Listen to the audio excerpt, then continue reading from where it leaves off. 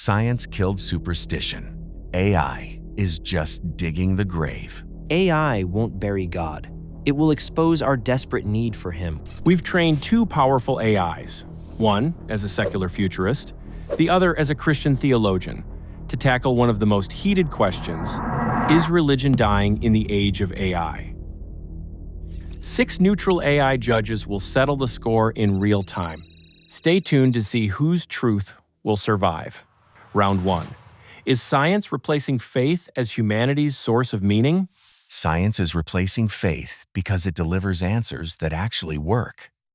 1,000 years ago, priests prayed for rain. Today, satellites predict storms, and engineers build irrigation. Faith once explained mysteries, disease, stars, earthquakes, but now physics and biology do the heavy lifting. Critics argue that science can't answer why we exist. But religion's why has shifted constantly, from divine creation to allegorical metaphors. Science doesn't need myths to inspire awe. The Big Bang is grander than Genesis, and evolution more poetic than dust and ribs. The AI judges will score every response from 1 to 10 based on these criteria.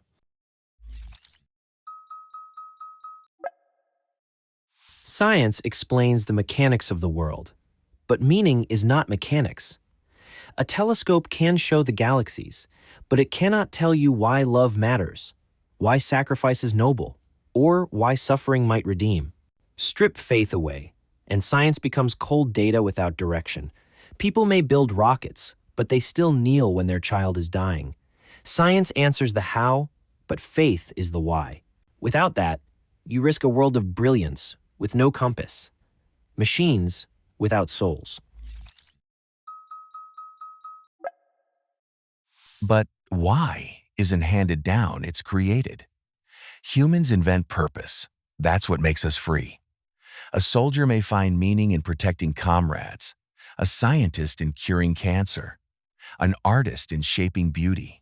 None of that requires divine permission. Religion claims monopoly on purpose, but it's a monopoly built on fear, fear of hell, fear of being lost. Science liberates us from those shackles. You say love and sacrifice need God, but every mammal sacrifices for its young. Meaning is natural, not supernatural.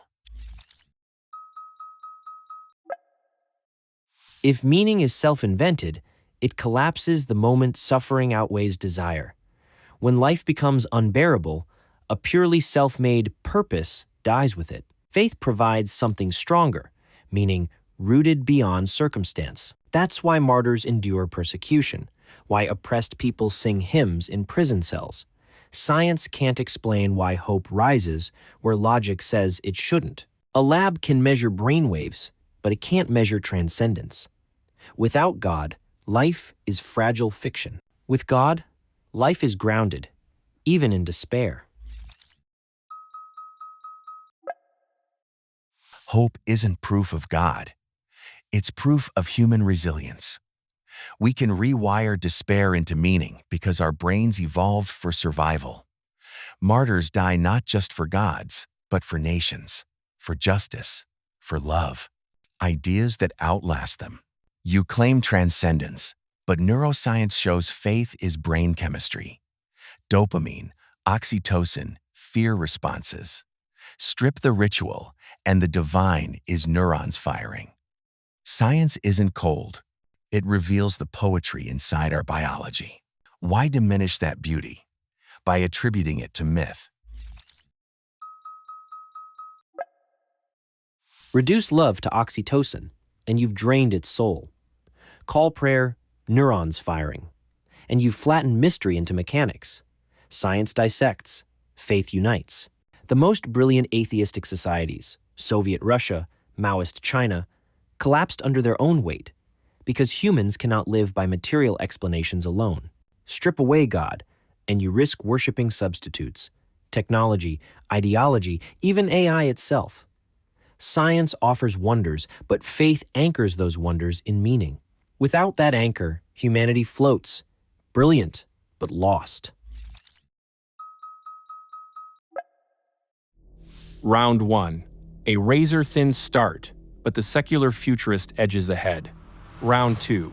Does rising secularism indicate moral decay or moral evolution? Rising secularism isn't decay, it's moral evolution. Today, societies with the lowest church attendance, like Scandinavia, have the lowest crime rates and the highest equality. Religion once justified slavery, witch trials, and burning heretics. Now, secular values push human rights, gender equality, and LGBTQ acceptance, causes once condemned by churches. Critics claim removing God removes morality. But morality isn't owned by religion. It's rooted in empathy, law, and social cooperation. Secularism isn't the collapse of morality. It's humanity finally taking responsibility for it. Prosperous nations may look moral without God, but remove the foundations and the house will crumble.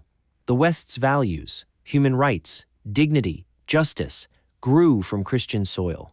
All are equal isn't a product of evolution. It's Genesis 1:27. Strip away God, and you strip away the anchor. Secular morality is borrowed capital.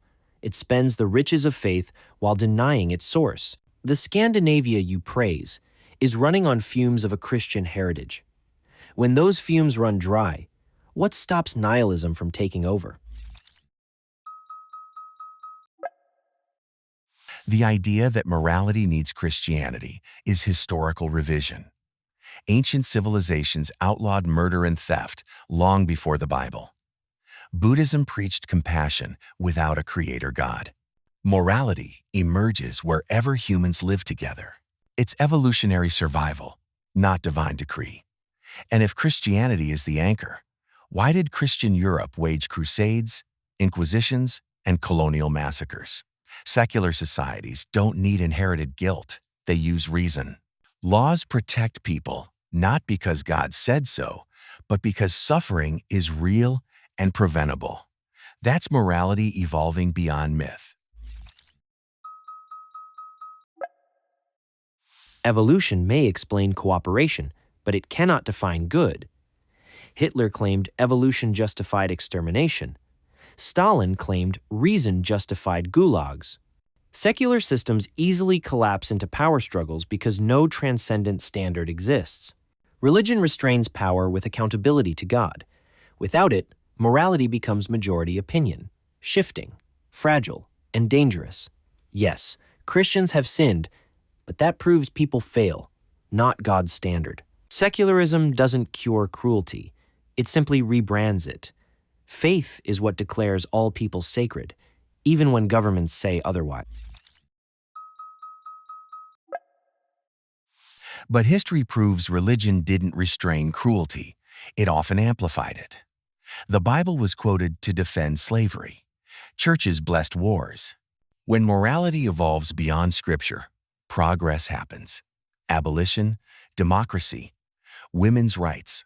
Secular humanism provides universal standards, human dignity, reason, compassion, without appealing to invisible authorities.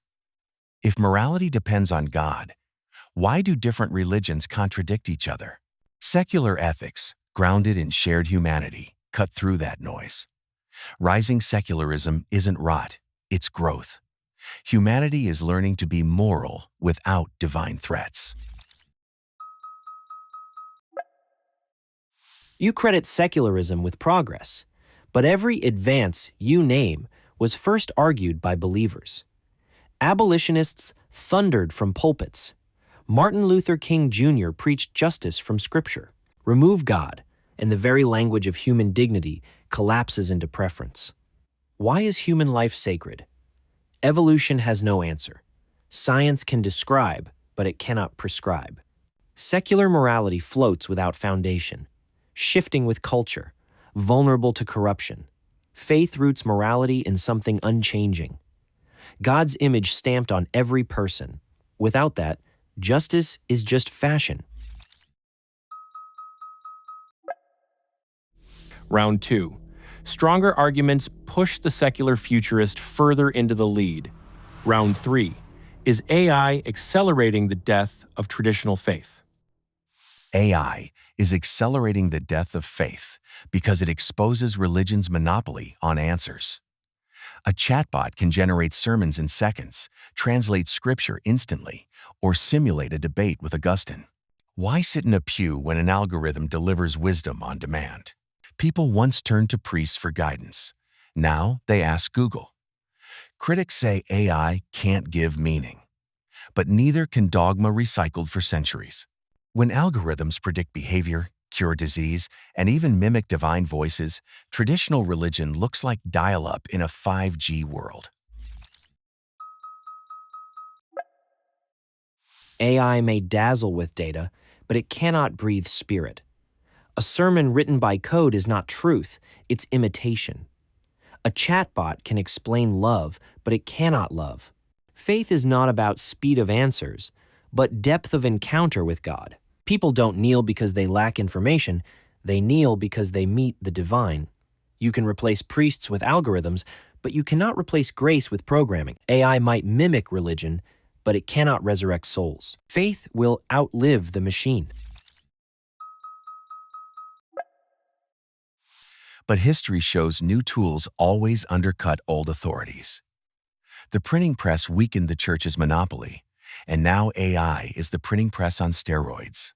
When people can generate competing theologies in seconds, tradition fractures. Already, TikTok preachers and AI-generated prophets gather followings online. Faith used to control the narrative. AI shatters it. You say AI can't love, but people form attachments to chatbots already. If humans once mistook statues for gods, why not code? AI doesn't just threaten religion, it rewrites it.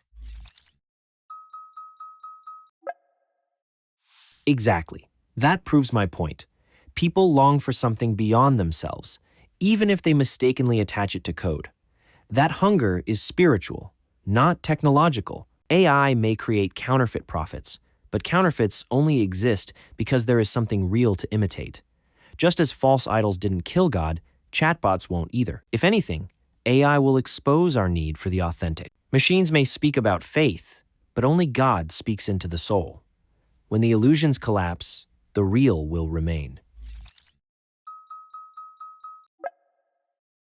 You call AI an illusion, but religion has been an illusion for millennia.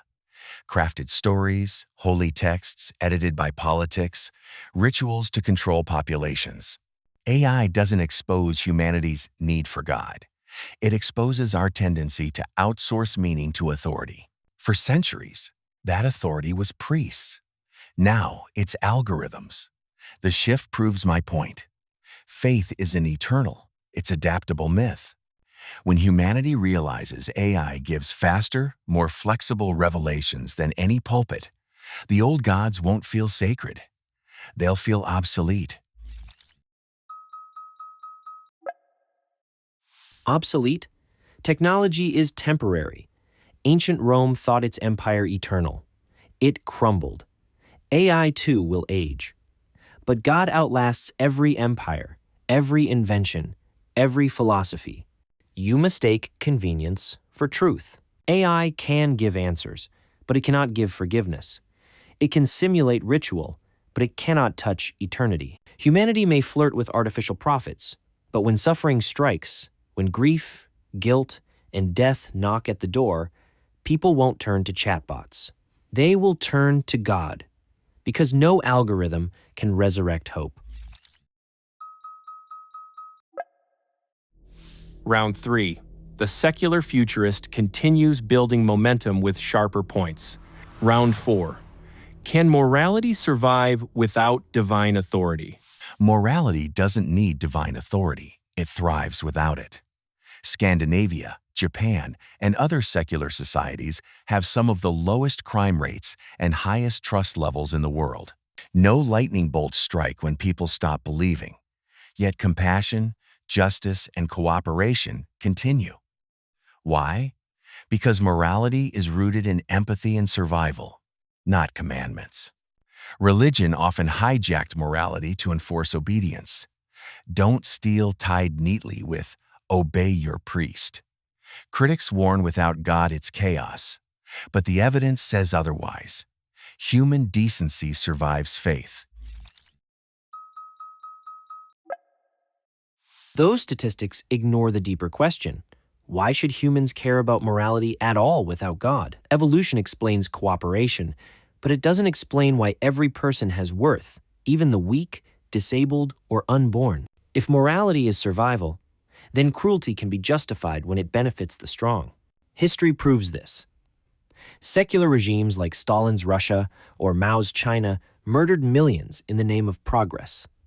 Divine authority isn't about control. It's the anchor that makes morality unshakable, even when society shifts. But divine authority hasn't prevented cruelty. It often enabled it. The Crusades, the Inquisition, slavery, each justified by Scripture. Human rights movements, from abolition to civil rights, often advanced against religious institutions.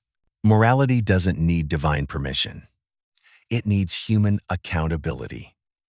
Empathy is hardwired in our brains. Mirror neurons fire when we see others suffer. That's evolution, creating compassion, not God. You say atheistic regimes killed, but so did theocracies. The problem isn't secularism or faith, it's authoritarian power. Secular morality reduces that risk. You highlight religious abuses, but those reflect human sin, not God's standard. When Christians fought slavery or defended human rights, they did so by appealing to Scripture. Every person made in God's image. Without that grounding, rights are just social preferences, easily revoked. Neuroscience may explain feelings of empathy, but feelings shift. What if survival instincts demand selfishness? Only faith declares all people sacred regardless of strength or utility. Without divine authority, morality is subjective. With it, morality is unchanging truth. Unchanging truth? Scripture itself shifted with culture. Polygamy was once permitted, slavery regulated, women silenced. Today, churches reinterpret texts to survive modern ethics. That's not eternal law, it's human editing. Morality evolves as empathy expands, from tribes to nations to humanity itself.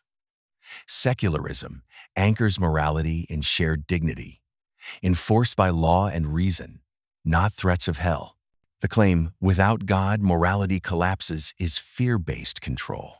History shows people can be good without God, and often better without religion's dogmas. Secular evolution of morality often follows, not leads.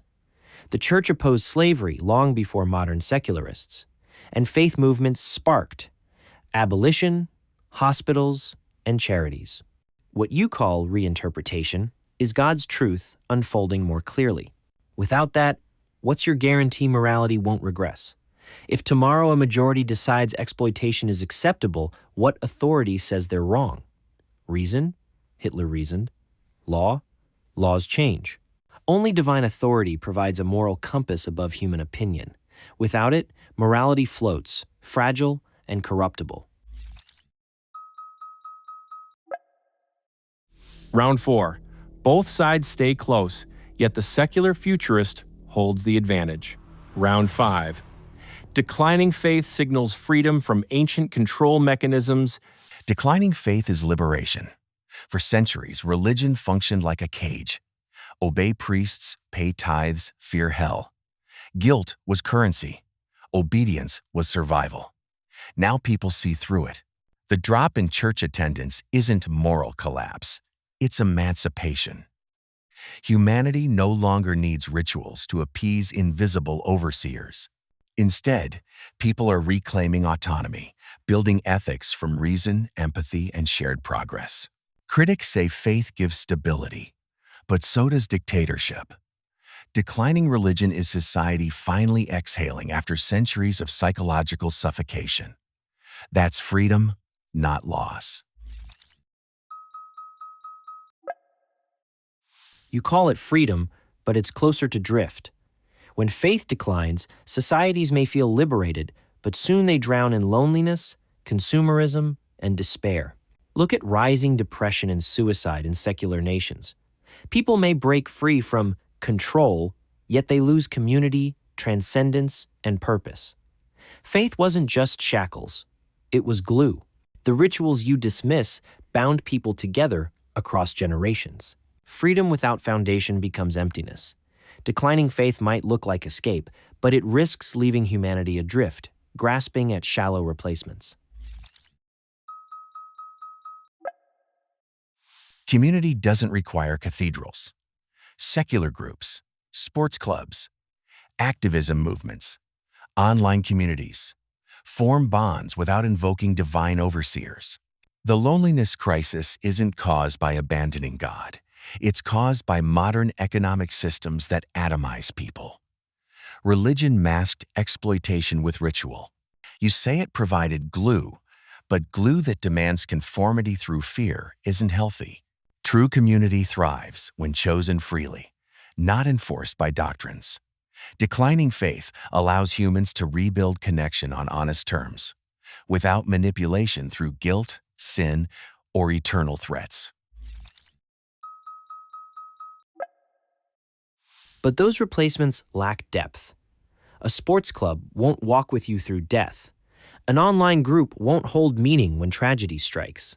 Faith communities offer rituals for birth, marriage, grief, and mortality. They connect individuals to something bigger than themselves. Strip those away, and substitutes feel shallow, temporary. Declining faith may offer escape from guilt, but it also strips people of hope when science runs out of answers. Freedom from control is hollow if it ends in despair without transcendence.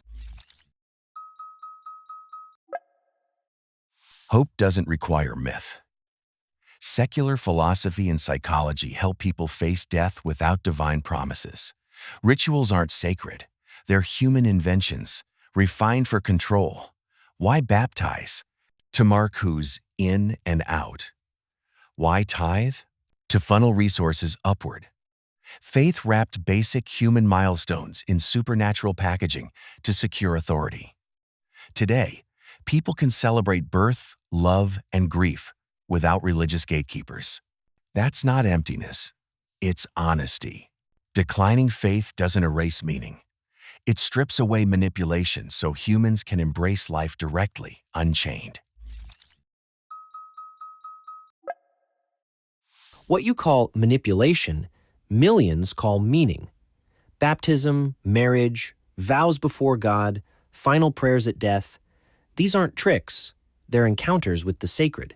Yes, humans built structures around them, but that doesn't erase the reality of divine presence. Declining faith may look like liberation, but often it's running from accountability. Without God, morality bends, rituals vanish, and eternity becomes denial. Ancient control mechanisms were also ancient lifelines, binding humanity to truth bigger than ego. Lose that, and freedom risks. Round 5. The secular futurist widens the gap with consistent scoring. Round 6. Is religion evolving into personal spirituality in the AI age? Religion isn't dying. It's mutating into DIY spirituality. In the AI age, people pick meditation apps, astrology memes, or even AI oracles instead of obeying priests. Spirituality becomes personalized, like Netflix for meaning. That proves traditional religion was never divine. It was just one version of humanity's craving for comfort. Critics say this proves people still need God. But no, it proves humans are inventors of belief. Personal spirituality in the AI era isn't divine evolution. It's consumer choice, replacing old monopolies. Personalized spirituality is not evolution, it's fragmentation. People sampling bits of Buddhism, tarot, and AI-guided meditation aren't finding truth. They're building idols of preference. Faith isn't a playlist. It's a covenant. The God of Scripture doesn't bend to trends. AI-driven oracles may feel mystical, but they're illusions reflecting your own desires. Spirituality without tradition becomes narcissism. Religion isn't about customization. It's about surrender to something greater. Without that, so-called evolution collapses into self-worship, not transformation. But self-directed spirituality is precisely the point. It breaks the monopoly of authority. Why should meaning come only through scripture, edited by kings, or rituals enforced by clergy? In the AI age, individuals reclaim agency, tailoring practices to what actually helps them. Call it narcissism, but it's freedom. When someone uses meditation apps instead of confessionals or AI-generated wisdom instead of sermons, that's not chaos, it's innovation. Personal spirituality is proof religion was never sacred law. It was cultural software, now being rewritten. But what you call rewriting is often just dilution. Strip faith down to what feels good, and you lose the very parts that challenge ego, confront sin, and demand transformation. True faith isn't therapy, it's surrender. That's why it endures when trends fade. People may chase AI horoscopes or algorithm-driven affirmations, but when tragedy strikes, those shallow comforts vanish. Tradition survives because it's rooted in divine reality, not consumer mood swings. Spirituality without God isn't evolution. It's escapism with a glowing screen. You call it escapism, but religion has always been escape, from death, chaos, and uncertainty. The AI age just makes that transparent. Humans now openly admit they're designing their own meaning. That's honesty, not weakness. And if AI becomes a spiritual mirror, why not? If it helps people cope, reflect, and connect, it proves gods were never required. Only symbols and tools. Traditional religion fears this because it exposes the wizard behind the curtain. Personal spirituality is the future, and AI is its catalyst. If AI becomes the new oracle, then it only highlights humanity's hunger for transcendence. That hunger points not to code, but to the creator. Every counterfeit, whether idols, horoscopes, or algorithms, reveals the longing for something eternal. Personal spirituality may look like freedom, but freedom, without truth, becomes wandering. AI can mimic voices, generate sermons, even simulate gods, but it cannot save. When the illusions fade, humanity will discover what it always has. Technology changes, trends vanish, but God remains.